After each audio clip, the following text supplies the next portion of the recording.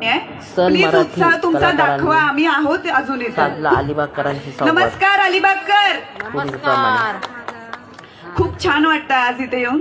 आयोजकांचे आभार की त्यांनी आम्हाला इथं बोलावलं आणि प्रेक्षकांचं प्रेम हे अप्रत्यक्षरित्या आम्हाला कळत असतं, पण असं तुमच्यामध्ये येऊन ते प्रत्यक्ष बघायला मिळाल्यावर अजून जास्त छान वाटतं आणि काम करायची, अजून छान पद्धतीनं काम करायची ऊर्जा मिळते.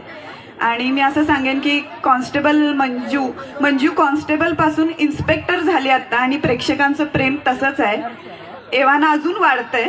त्यामुळं तुमचे खूप खूप आभार. असंच प्रेम देत राहा आम्हाला, आम्ही तुमच्या अपेक्षा नक्कीच पूर्ण करू. नक्कीच सर, नक्कीच मॅम. आणि या ठिकाणी आणखीन एक सांगू इच्छितो की या सर्व ज्या महिला आहेत तीच जिद्द आणि चिकाटी ठेवा, नक्कीच तुम्हाला यश मिळेल. Thank you ma'am. मी आता वैभव सरांकडे बोलतो. वैभव सर, तुमच्या कॅरेक्टर विषयी आणि एकूणच मालिकेच्या प्रवासाविषयी काय सांगाल? आहे तसंच. तर नक्कीच आम्हाला जाणून घ्यायला आवडेल की तेजा नक्की कसं आहे. नाही, जसं आता तुम्ही उल्लेख केला तसं खरंच प्रेमळ, उत्साही आणि जीव ओतून प्रेम करणारा आहे.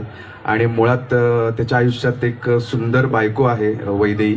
सो तिच्यावर तो जीवापाड प्रेम करत असतो, तिच्यासाठी तो काही करायला तयार असतो, असाच तो आहे. आणि तो आता मैत्रीपर्यंत पोहोचलेला आहे. हळूहळू तो आता त्याचं प्रेमात रूपांतर करेल आणि ते कशा पद्धतीने करेल हे तुम्हाला मालिकेमध्ये बघायला मिळेल. नक्कीच नक्कीच. आणि जे तुमची एक प्रेमाची गोडी हळूहळू वाढत चालली आहे, त्या गोडीमध्ये ही सगळी मंडळी हळूहळू इन्व्हॉल्व्ह होतात. म्हणजे आम्ही त्या ठिकाणी आम्हाला इथे इन्व्हाइट केलं.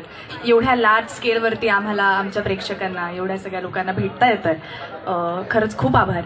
आणि आता एक 6 महिने झाले मालिकेला आणि दरवेळेस जेव्हा अगदी दर एपिसोड बघताना की आम्ही बघत असतो, आम्ही नेहमी चेक करत असतो की अरे हे जरा असं झालं, ते तसं करता आलं असतं.